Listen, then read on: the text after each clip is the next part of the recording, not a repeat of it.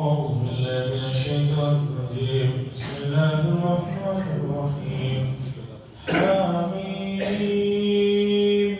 والكتاب المبين إنا أنزلناه في ليلة مباركة إنا كنا منذرين فيها يفرق كل أمر حكيم أمرا من عندنا إنا كنا مرسلين رحمة من ربك إنه هو السميع العليم رب السماوات والأرض وما بينهما إن كنتم موقنين لا إله إلا هو يحيي ويميت ربكم ورب آبائكم الأولين بل هم في شك يلعبون فارتقب يوم تأتي السماء بدخان مبين يغشى الناس هذا عذاب أليم ربنا اكشف عنا العذاب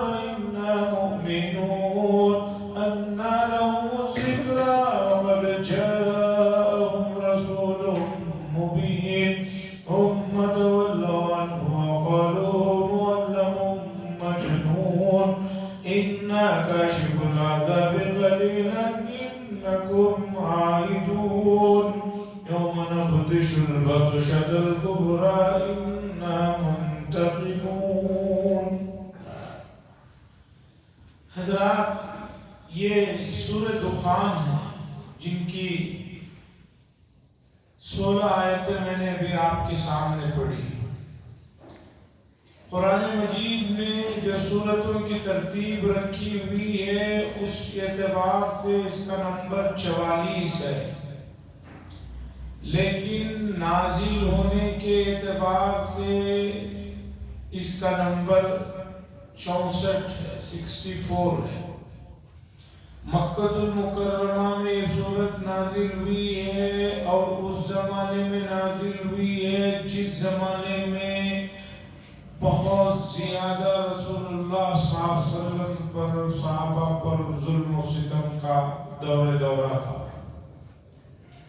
دخان دھوئیں کو کہتے ہیں، دخان عربی میں دھوئیں کو کہتے ہیں. آگے چل کر اس میں دھوئیں کا ذکر آ رہا ہے، وہاں تفصیلات بتاؤں گا. اس آیت کے اس لفظ سے اس سورت کا نام سورہ دخان رکھا گیا. اور حامیم سے شروع ہونے والی سورتوں میں سے یہ بھی ایک سورت ہے جو مسلسل پچھلے کئی سورتیں حامیم حروف مقطعات سے شروع ہوئی. یہ حروف لکھے تو جاتے ہیں ملا کر لیکن پڑھے جاتے ہیں علیحدہ علیحدہ. الف لام میم لکھا ہوا تو ایک ساتھ ہے ملا کر، الگ الگ نہیں. لام کو میم کو ملا کر لکھا ہوا ہے، حامیم ملا کر لکھا ہوا ہے، لیکن ان کو پڑھا جاتا ہے علیحدہ علیحدہ حروف. اسی لیے ان کو کہا جاتا ہے حروف مقطعات، ٹکڑے ٹکڑے کیے ہوئے حروف، پڑھتے ہوئے علیحدہ علیحدہ ان کو پڑھا جاتا ہے. جمہور اہل سنت والجماعت کا اس بات پر اتفاق ہے کہ ان حروف مقطعات کے معنی کیا ہے اللہ بہتر جانتے ہیں. اللہ ہی کو معلوم ہے ان حروف کے کیا معنی ہیں، کیا مفاہیم ہیں، اس میں کیا رمز ہے، کیا اشارے ہیں. بسم اللہ الرحمن الرحیم. اللہ کے نام سے شروع کرتا ہوں جو سب پر مہربان اور بہت مہربان. حامیم والکتاب المبین، واضح کتاب کی قسم ہے. اللہ تعالیٰ واضح کتاب کی قسم کھاتے ہیں. واضح کرنے والی کتاب یعنی قرآن مجید. اللہ تعالیٰ اس کتاب کی قسم کھا رہے ہیں، اور اللہ کسی چیز کی قسم کھائے تو وہ چیز کتنے بڑے مقام کے مرتبے کی ہوگی آپ اندازہ لگائیں. اور دوسری بات واضح کتاب ہے. قرآن مجید ایسی کتاب نہیں ہے کہ سمجھ میں نہ آتی ہو. جو احکامات ہیں واضح ہیں، جو واقعات بیان کیے گئے ہیں واضح ہے، صحیح ہے، اور ان کو واقعات کو سمجھنے کے لیے آپ کو پی ایچ ڈی کرنے کی ضرورت نہیں۔ اللہ نے جو بات بتائی اسے سمجھنے کے لیے آپ کو پی ایچ ڈی کرنے کی ضرورت نہیں ہے۔ ایک نارمل انسان بھی ان واقعات کو جو حقیقی گزرے ہیں اللہ نے اس میں صاف صاف بیان فرمایا۔ اب فرما رہے ہیں کہ یہ کتاب کتنی بابرکت ہے، مقدس ہے، اسے سنیے۔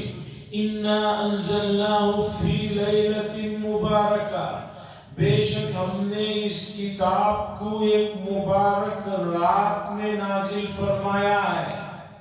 اِنَّا كُنَّا مُنذِرِينَ، بے شک ہم لوگوں کو خبردار کرنے والے ہیں، خبردار کر رہے ہیں۔ لیلۃ مبارکہ، اس مبارک رات سے کیا مراد ہے کہ ہم نے اس رات کو ایک بہت اس کتاب کو ایک بہت بابرکت رات میں نازل فرمایا۔ جمہور مفسرین یہ کہتے ہیں کہ اس لیلۃ مبارکہ بابرکت رات سے مراد لیلۃ القدر والی رات، اس لیے کہ قرآن نے ایک دوسری جگہ پر فرمایا اِنَّا أَنزَلْنَاهُ فِي لَيْلَةِ الْقَدْرِ وَمَا أَدْرَاكَ مَا لَيْلَةُ الْقَدْرِ لَيْلَةُ الْقَدْرِ خَيْرٌ مِّنْ أَلْفِ شَهْرٍ، کہ لیلۃ القدر کیا ہے معلوم ہے؟ وہ ایک بہت ہی بابرکت رات ہے۔ تو اس رات سے مراد لیلۃ القدر ہے۔ جمہور مفسرین کا یہ ہے۔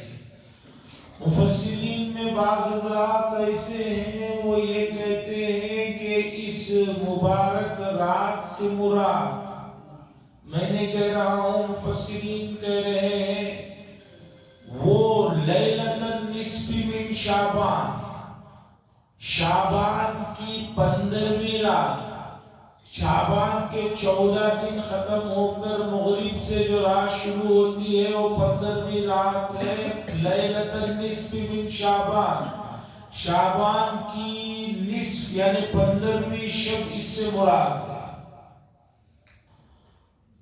جمہور کہتے ہیں کہ لیلۃ القدر، کچھ مفسرین جس میں صحابہ بھی ہیں وہ کہتے ہیں کہ لیلۃ النصف من شعبان جسے شب برات کہا جاتا ہے یہ مراد۔ تو بعض حضرات نے دونوں کی تطبیق یہ کی ہے، دونوں باتوں کو جمع کرنے کے لیے یہ بات لکھی ہے کہ نزول تو لیلۃ القدر ہی میں ہوا ہے، کیونکہ قرآن کہہ رہا ہے اب کوئی بات دوسری نہیں سنی جائے گی۔ لیکن جو صحابہ یہ کہتے ہیں، مفسرین یہ کہتے ہیں کہ لیلۃ النصف من شعبان 15ویں شب ہے، اس سے مراد یہ ہے کہ اس رات میں ارادہ کیا گیا ہے، فیصلہ ہوا کہ بھی نازل کرنا ہے، لیکن نازل بھی 15ویں شب۔ ایک بات طے کی جاتی ہے پریکٹیکل لائف میں، دوسری تاریخ میں آتی ہے، اس طرح دونوں باتیں سمجھ میں آ جائیں۔ ہمارے گزرے ہوئے علماء میں ایک بڑے حضرت ہیں، حضرت مولانا شاہ ولی اللہ صاحب محدث دہلوی قدس سرہ، 450 سال پہلے گزرے ہیں۔ اتنے بڑے آدمی ہیں کہ آج پورے بر صغیر میں ہند، پاک، بنگلہ دیش، سری لنکا، یہ جو بھی بر صغیر ہے، یہاں کوئی بھی آدمی علم حدیث کا سلسلہ جب بیان کرتا ہے کہ مجھے یہ حدیث پہنچی، تو چلتے چلتے حضرت شاہ ولی اللہ صاحب سے گزرے بغیر وہ آگے نہیں جا سکتا۔ ایک روایت ہے، مثلا رسول اللہ صلی اللہ علیہ وسلم نے بیان فرمایا، حضرت عمر نے اسے سنا، اس سے ان کے شاگرد نے سنا، اس سے ان کے شاگرد نے سنا، پھر اس سے امام بخاری نے سنا، پھر اس کے بعد نیچے سلسلہ آتا ہے۔ تو حضرت شاہ ولی اللہ صاحب یہ وہ شخصیت ہیں کہ روایت بیان کرتے ہوئے یہاں کوئی بھی مکتب فکر کا آدمی کیوں نہ ہو، وہ حضرت شاہ ولی اللہ صاحب سے گزرے بغیر، اس پل سے گزرے بغیر نہیں جا سکتا۔ یہ بہت بڑی علمی شخصیت تھی، خاص طور پر ان کی کتاب حجت اللہ البالغہ اپنے موضوع پر آخری اور پہلی کتاب مانی جاتی ہے، جس میں انہوں نے شریعتوں کے احکامات کی حکمتوں کو، اس کے فوائد کو بیان کیا ہے۔ حضرت شاہ ولی اللہ صاحب نے حجت اللہ البالغہ میں یہ بات لکھی ہے کہ تمام امور ملأ اعلیٰ میں طے ہوتے ہیں۔ 7 آسمان ہیں، پہلا آسمان کتنی دوری پر ہے زمین سے اللہ بہتر جانتے ہیں۔ یہ تو ابھی تک ناسا والوں نے بھی نہیں بتایا کہ بھی پہلے آسمان تک زمین کا کتنا فاصلہ ہے۔ بچپن میں ہم سب لوگ یہی سمجھتے تھے یہی آسمان ہے جو باہر اوپر نظر آتا ہے، پھر ہوائی جہاز میں سفر کیے تو پتا چلا کہ بھی یہ تو یہی ہے، اس سے بھی اوپر ہوائی جہاز کیا آتی، پھر راکٹ ہے، پھر پتہ نہیں کیا کیا چیزیں ہیں۔ تو 7 آسمانوں سے اوپر جہاں رسول اللہ صلی اللہ علیہ وسلم کے ساتھ حضرت جبریل امین پہنچ کر کہا کہ یہ سدرۃ المنتہا، اس سے آگے میں نہیں جا سکتا، یہاں میرا آخری مقام ہے، تو حضور صلی اللہ علیہ وسلم سدرۃ المنتہا سے آگے گئے، جہاں پر قلم کے چلنے کی آواز سنی اور بتایا گیا یہ تقدیر لکھی جا رہی ہے۔ اس سے اوپر اللہ کا عرش اور کرسی، وہ ملأ اعلیٰ کہلاتا ہے۔ وہاں امور طے ہو کر پھر آسمانوں پر فرشتوں کے پاس اسے ذمہ داری کو دی جاتی ہے۔ جو چیز جتنی معتبر شان ہوتی ہے اس کا مقام بہت اونچا ہوتا ہے، اسے جو ہے کئی مراحل سے گزار کر جو ہے کیا جاتا ہے۔ تو ملأ اعلیٰ میں قرآن مجید کا نزول کے سلسلے میں جو وہاں تھا، اس لوح محفوظ سے نیچے کے آسمان پر قرآن مجید جو ہے نازل ہوا ہے لیلۃ القدر میں پورا 1 سال۔ پھر وہاں سے آسمان سے حضرت جبریل علیہ السلام 23 سال کے عرصے میں قرآن مجید کو لے کر مختلف اوقات میں مختلف جگہوں میں پہنچا ہے۔ یہ صرف قرآن مجید کا امتیاز ہے کہ یہ کتاب 23 سال کے عرصے میں نازل ہوئی ہے، ورنہ جتنی آسمانی کتابیں ہیں وہ سب کی سب ایک ساتھ نازل ہوئی۔ مشہور 4 کتابیں تو آپ کو معلوم ہی ہے، توریت ہے، انجیل ہے، زبور ہے، قرآن ہے۔ اس کے علاوہ صحف ہے، صحف ابراہیم و موسیٰ، صحف کہتے ہیں چھوٹی کتابوں کو۔ یہ انبیاء پر جو نازل ہوئی ہے یہ سب کے سب ایک ساتھ نازل ہوئی ہے، لیکن قرآن کا یہ امتیاز ہے کہ یہ 23 سال کے عرصے میں نازل ہوئی ہے۔ اب کوئی کہے کہ بھئی لیلۃ المبارکہ لیلۃ القدر میں کہاں قرآن نازل ہوا، پورا سال نازل ہوا، 23 سال نازل ہوا، تو جواب یہ ہے کہ ملأ اعلیٰ سے اس کا نزول لیلۃ القدر میں ہوا، پھر وہاں سے مختلف اوقات میں 23 سال کے عرصے میں مختلف زمانوں میں ہوا۔ دونوں باتوں میں کوئی تضاد نہیں ہے، دونوں باتوں میں پریشان ہونے کا کوئی مسئلہ نہیں ہے۔ کوئی یہ کہے کہ قرآن تو اس میں بھی نازل ہوا، عرفات میں بھی ہوا، مدینے میں بھی ہوا، یہ تو لیلۃ القدر نہیں، دونوں باتیں اپنی جگہ سمجھیے۔ ملأ اعلیٰ سے ایک جگہ پر ایک چیز آ کر رکتی ہے، پھر وہاں سے دھیرے دھیرے وقتاً فوقتاً قرآن کا نزول ہوا، تو 23 سال کے عرصے میں قرآن مجید کا نزول ہوا۔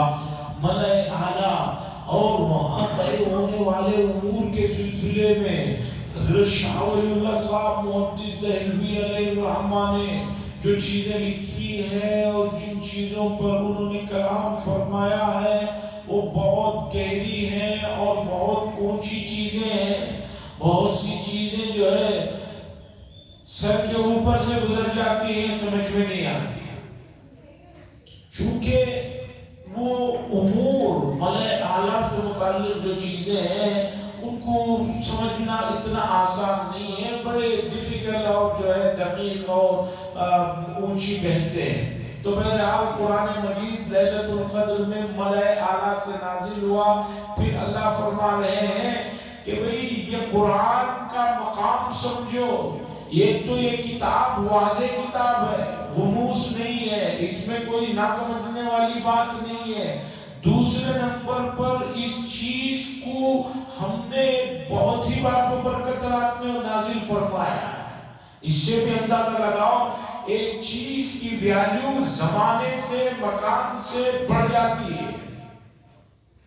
کعبۃ اللہ روئے زمین پوری اللہ کی، لیکن جو کعبۃ اللہ کو جو مقام حاصل ہے، مکے کو جو مقام حاصل ہے، بتائیے کہ دوسری روئے زمین کو ہو سکتا ہے؟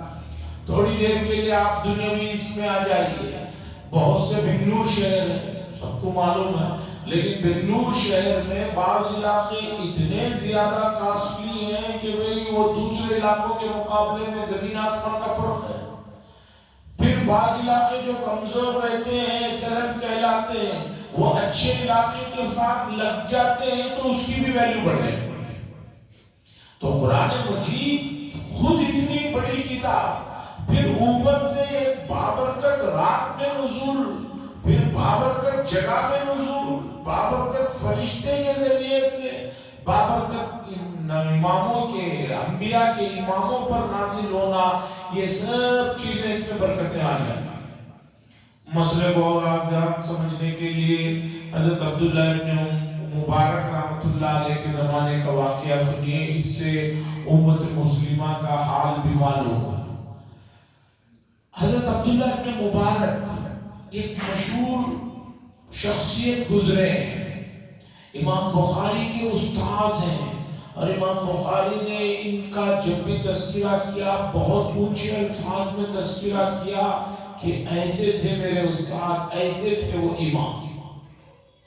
ان کا واقعہ ہے، ان کا جہاں گھر تھا اس گھر سے متصل لگ کر ایک یہودی کا گھر تھا۔ کوفہ کے اندر ان کے گھر سے متصل لگا ہوا ایک یہودی کا گھر تھا۔ یہودی ایک زمانے کے بعد اس نے اپنا گھر بیچنا چاہا اور کہا کہ میں گھر فروخت کرنا چاہتا۔ لوگ آئے کہ پھر قیمت کیا ہے؟ تو اس نے اس کی قیمت بازار سے 2 گنا سے زیادہ بتائی۔ مان لیجیے 1 کروڑ کی جگہ ہے، اس نے کہا میرا ایک گھر 2.5 کروڑ کا ہے۔ لوگوں نے کہا کہ بھئی اس کی تو قیمت 1 کروڑ کی ہے، تم 2.5 کروڑ 2 کروڑ بتا رہے۔ مثال دے رہا ہوں کہ یہاں پہ نہ سوچیں کہ اس زمانے میں بھی کروڑ تھا، مثال چونکہ موجودہ کرنسی سے سمجھنے کے لیے۔ تو اس یہودی نے کیا کہا سنیے، اس یہودی نے کہا کہ گھر کی قیمت تو 1 کروڑ ہے، لیکن یہ بھی تو دیکھو یہ گھر کس کے ساتھ متصل ہے؟ عبداللہ بن مبارک رحمۃ اللہ علیہ کے گھر سے لگا ہوا ہے۔ جو آدمی گھر خریدے گا ان کو اتنے بڑے امام کی جیوار یعنی پڑوسی ہونے کا شرف مل رہا ہے، اس کے 1 کروڑ زیادہ مانگ رہا۔ تو اندازہ لگائیے کہ سابقہ زمانے میں دشمنان اسلام بھی ہمارے گزرے ہوئے علمی شخصیتوں کا مقام اور مرتبہ حیثیت کو جانتے تھے، تو ایسے لوگ تھے۔ تو اس طرح قرآن مجید کا نزول اس رات کی وجہ سے اس کا مقام اور بڑھ گیا، اور وہ رات کب آتی ہے؟ رمضان المبارک کے پورے مہینے میں آتی ہے، اور آگے اس سے سمجھنا چاہتے ہیں تو آخری عشرے میں آتی ہے، اور نہیں اور ذرا اس میں ڈسکاؤنٹ کیجئے تو رمضان کے آخری عشرے کی 5 راتیں ہیں، 21 23 25 27 29۔ باقی امت نے 1-2 راتوں کو جو مضبوطی سے پکڑ لیا ہے، سمجھ رہے کہ اس سے آگے پیچھے وہ جا ہی نہیں سکتی، یہ امت کی بھول ہے۔ اللہ فرمائے فیہا یفرق کل امر حکیم، سنیے اس لیلۃ القدر میں کیا ہوتا ہے، اسی میں ہر فیصلہ، ہمارا حکیمانہ فیصلہ جو ہے وہ اسی رات میں ہوتا ہے۔ جو بھی امور ہے وہ اس رات میں طے ہوتے ہیں، تو معمولی رات نہیں ہے۔ اس لیے رمضان کے پورا ہی راتوں کی اور خاص طور پر آخری عشرے کی اور اس سے بڑھ کر آخری 5 تاخیراتوں کی قدر کرنے کی ضرورت ہے۔ مثال کے طور پر آپ کسی طالب علم کو لے کر جائیں استاد کے پاس مدرسے میں کہ حضرت اسے پڑھائیے، استاد دیکھتا ہے، محتمم دیکھتا ہے کہ جس بچے کو لائے ہیں اس میں پڑھنے کی دلچسپی ہے بھی یا نہیں۔ آپ اسے پڑھانے کے لیے لے گئے ہیں، وہ وہی کہہ رہا ہے مجھے پڑھنے میں کوئی دلچسپی نہیں، ادھر ادھر دیکھ رہا ہے، کل آؤں گا پرسوں آؤں گا۔ استاد کہتا ہے کہ پہلے اس میں دلچسپی ہی نہیں، آپ کیوں زبردستی تھوپ رہے ہیں؟ تو امت کا یہی حال ہے، ان کے لیے فیصلے لکھے جا رہے ہیں، اور اس رات میں امت کا کریم جسے کہا جاتا ہے نوجوان طبقہ، وہ ٹو ویلر لے کر ویلنگ کرنے کے لیے روڈوں پر چلتا ہے۔ کتنے دکھ کی بات ہے، کون کب تک رہے گا کچھ پتہ نہیں۔ یقین مانیے ابھی پرسوں ایک صاحب کا انتقال ہوا، سب لوگ حیرت کر رہے ہیں کہ اتنے تندرست اتنے صحت مند کیسے انتقال ہوگا؟ بھائی تعجب کا کوئی مسئلہ نہیں ہے، مقدر میں اتنی عمر لکھی ہوئی تھی ہوگی۔ ابھی جن بڑی علمی شخصیت کے لیے میں نے اعلان کیا ہے، یقین مانیے کہ پورا سوشل میڈیا میں، یعنی خاص طور پر مسلمان اور علماء کے سوشل میڈیا میں اس خبر کو قبول کرنے کے لیے تردد ہے کہ بھی مانے نہ مانے، ہو سکتا ہے کہ کسی نے غلط خبر دے دی ہے۔ میں بھی مسلسل دیکھ رہا تھا، ہر آدمی بھیج رہا، یہاں تک کہ اب میں نے جب یہ دیکھا تو یقین آیا کہ اس وقت دارالعلوم وقت دیوبند میں علامہ انور شاہ کشمیری رحمۃ اللہ علیہ کی علمی خدمات پر ایک سیمینار ہو رہا ہے۔ ایک بڑی علمی شخصیت گزرے ہیں ہمارے لوگوں میں، علامہ انور شاہ کشمیری رحمۃ اللہ علیہ علم حدیث کے امام تھے۔ سمجھئے کہ اللہ نے حافظہ ایسے دیا تھا کہ ایک بار دیکھ لی ایک چیز تو پھر بھولنے کا مسئلہ ہی نہیں تھا۔ ان کے علمی کارناموں پر فقہی سیمینار دیوبند میں اس وقت ہو رہا ہے۔ دیوبند میں فقہی سیمینار میں درمیان میں انتقال کا اعلان کیا گیا، تو میں نے کہا کہ بھی خبر پکی ہے، چلو اعلان کر دیتے ہیں۔ جلدوں میں 50 سے 60 جلدوں میں ان کے مواعظ کی جو ہے یہ ہے۔ بہت سارے احباب یہاں سے بھی ان سے ملاقات کے لیے کبھی ملیشیا کبھی دور جاتے تھے، تو کوئی سوچ سکتا ہے کہ ان کا انتقال ہو گیا۔ تو اللہ میں کہہ رہا ہوں فیہا یفرق کل امر حکیم، اسی رات میں ہمارے حکیمانہ فیصلے جو ہے، ہر حکم جو ہے وہ اس میں طے ہوتے ہیں جو حکمت سے پر ہوتے ہیں۔ اللہ کے یہاں معاملے طے ہو رہے ہیں، اور ایک آدمی اسی وقت کھیل کود میں، معصیت میں، گناہوں میں لگا ہے، تو بتائیے کہ اس آدمی کے ساتھ جب اسے ہی اپنی آخرت کی فکر نہیں کیا ہوگا۔ اس لیے رمضان المبارک کی راتوں کی ناقدری بالکل صحیح نہیں۔ امر من عندنا، یہ تمام امور ہمارے طرف سے ہوتے ہیں۔ انا کنا مرسلین، ہم پیغمبروں کو بھیجتے ہیں۔ اللہ تبارک و تعالیٰ فرما رہے ہیں مکے والوں کو کہ بھئی نبی کو بھیجا ہے ہم نے، کیوں تم تعجب کر رہے ہو؟ رحمت من ربک، یہ ہمارے طرف سے، یعنی تمہارے رب کی طرف سے رسالت ایک بہت بڑی رحمت ہے۔ انبیاء کا جو مقام ہے امت میں سمجھا ہی نہیں۔ النبوت والانبیاء، اس عنوان پر بہت پہلے ایک عرب نے کتاب لکھی ہے، اس میں بتایا ہے کہ انبیاء کا مقام اور وہ اللہ کی طرف سے رحمت جو ہے وہ کیسے ہے۔ آدمی نبی کو رحمت سمجھے گا تو ان کی لائی ہوئی تعلیمات کو شوق سے لے گا۔ آج لوگ، جو لوگ نبی کو نہیں مانتے، ایمان میں نہیں ہے، میں ان کی بات نہیں کر رہا ہوں، ان کا چھوڑیے۔ جو لوگ لا الہ الا اللہ محمد رسول اللہ پڑھ رہے ہیں، نبی کے نام لینے والے ہیں،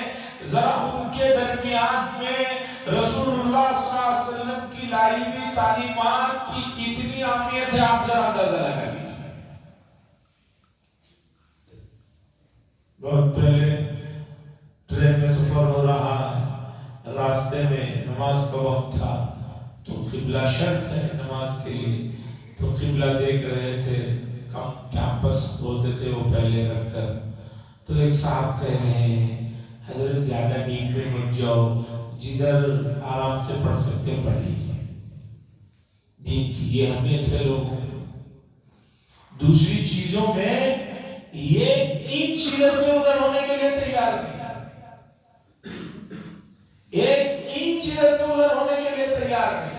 دین کی بات میں زیادہ دین میں مت جاؤ، حضرت کر لیجیے ہو جائے گا، رحمت من ربک، اللہ فرما رہے ہیں یہ تمہارے رب کی طرف سے رحمت ہے، رسالت۔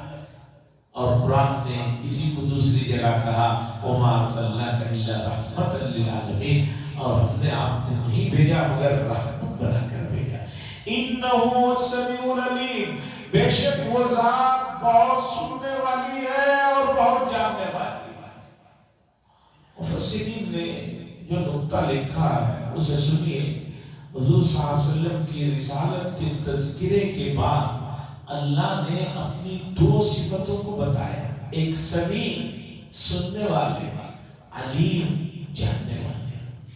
بہت سی صفات ہیں، 99 ناموں میں صفات الگ الگ ہیں، لیکن یہاں ان دو صفتوں ہی کو کیوں ذکر کیا؟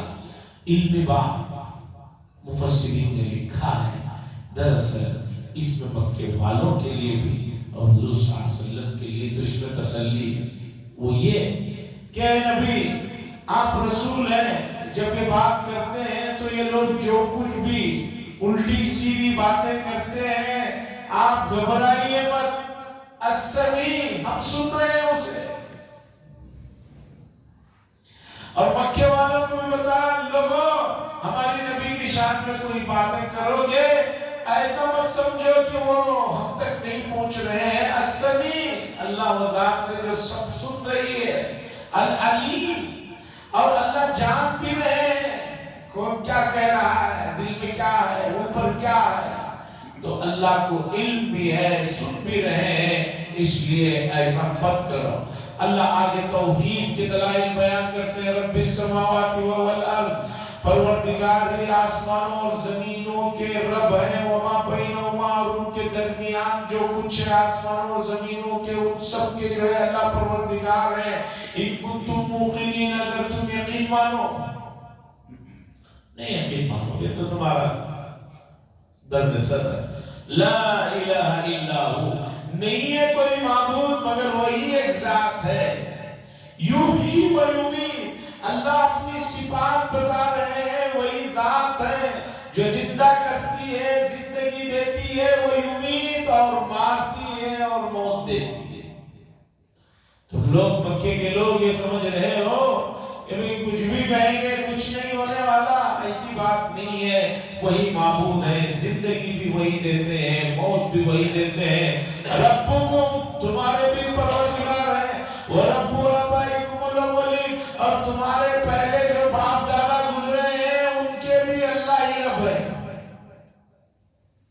اللہ فرماتے ہیں بل ہم فی شک، لیکن تو بات مان نہیں رہے بلکہ لوگ شک میں پڑے، یہ لابون کھیل کود کر رہے ہیں، ہنسی مذاق کر رہے ہیں، ایک تو شک میں پڑے ہوئے ہیں، دوسرے جو ہے کھیل کود میں پڑے ہوئے ہیں۔ فَارْتَقِبْ يَوْمَ تَأْتِي السَّمَاءُ بِدُخَانٍ مُبِينٍ، اللہ فرماتے ہیں انتظار کیجئے اس دن کا جب آسمان پر واضح دھواں نظر آئے گا، اس دن کا انتظار کیجئے۔ ابھی دھواں اور دھویں سے جڑی ہوئی جو علمی تفصیلات ہیں انشاءاللہ اگلی مجلس میں رکھا جائے گا۔ قرآن کی آیات بتا رہے ہیں کہ قرآن مجید کی طرف بے توجہی اور نبی کریم صلی اللہ علیہ وسلم کی ذات کو رحمت نہ سمجھ کر سنتوں کے بارے میں، حضور کی تعلیمات کے بارے میں یہ سوچنا کہ اس میں سختی ہے اور شدت ہے، موجودہ زمانے میں نہیں چل سکتے، یہ جو اس طرح کی چھوٹی سوچ ہے معاشرے کو دیکھ کر جو اس طرح کی باتیں دیکھا دیکھی لوگ شروع کر دیے ہیں اپنے آپ کو ماڈرن کہلانے کے لیے. عجیب ایک لفظ چل پڑا ہے. نہیں بھئی ہم لوگ بڑے ماڈرنزم کے نام پر گوروں کی یورپ کی جو چیزیں ہمارے یہاں جو فروغ پا رہی ہیں یہ بہت زیادہ دکھ کی بات ہے. ایسا نہیں ہونا چاہیے. رحمت من ربک، رسالت تو پروردگار کی طرف سے رحمت ہے. جب رحمت ہے تو نبی کریم صلی اللہ علیہ وسلم کی لائی ہوئی تعلیمات کو محبت سے خلوص سے اپنائیت سے چاہت سے اپنائیے. جیسے ایک آدمی ہوتا ہے اسے اپنے والد کی دادا کی پردادا کی کوئی چیز مل جاتی ہے اینٹیک جسے کہتے ہیں، اس چیز کی چاہے موجودہ زمانے میں کوئی اسے ناپسند کرتا ہو لیکن آدمی اس چیز کو اس طرح خوشی محسوس کرتا ہے. نہیں یہ میرے دادا کی ہے، میرے والد کی یہ چیز ہے، یہ گھڑی ان کی ہے، یہ ٹوپی ان کی ہے، یہ فلاں ان کا ہے. تو جب آپ اپنے متعلقین سے متعلق اتنا جذباتی ہیں تو رسول اللہ صلی اللہ علیہ وسلم کے سلسلے میں یہ بے توجہی یہ نہ سمجھ میں آنے والی چیز ہے. اللہ سے دعا فرمائے اللہ تبارک و تعالیٰ رسول اللہ صلی اللہ علیہ وسلم کی لائی ہوئی تعلیمات کو دل و جان سے ہمیں اپنانے کی سعادت اور توفیق نصیب فرمائے. شکریہ. اللہم صلی علی سیدنا شفیعنا نبینا حبیبنا مولانا محمد بارک وسلم. اللہم انت السلام ومنک السلام تبارک یا ذا الجلال والاکرام. ربنا آتنا فی الدنیا حسنة وفی الآخرة حسنة وقنا عذاب النار.